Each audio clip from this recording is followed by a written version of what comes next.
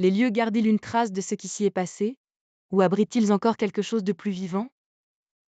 La question des énergies résiduelles se situe précisément à la frontière entre mémoire et présence. Dans de nombreuses traditions spirituelles et ésotériques, on considère que chaque émotion intense, joie, peur, colère ou tristesse, laisse une empreinte subtile dans l'environnement. Ces résidus énergétiques seraient comparables à une mémoire invisible, imprégnant les murs, les objets ou même la nature.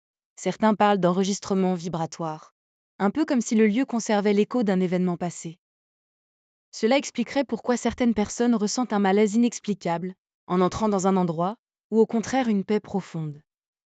Ces sensations ne seraient pas forcément liées à une présence consciente, mais plutôt à une rémanence énergétique, une trace figée qui se rejoue en boucle, sans intention. Cependant, une autre lecture existe. Pour certains praticiens, ces manifestations ne seraient pas uniquement des souvenirs, mais parfois de véritables présences.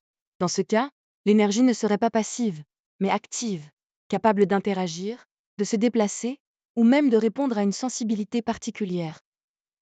La différence est subtile, mais essentielle. Une mémoire ne perçoit pas, une présence, oui. Alors, comment distinguer les deux? L'énergie résiduelle est souvent répétitive, comme une scène qui se répète sans variation. Une présence, elle, semble plus imprévisible, plus consciente. Mais dans la pratique, les frontières restent floues. Peut-être faut-il accepter que ces phénomènes ne se laissent pas enfermer dans une seule explication.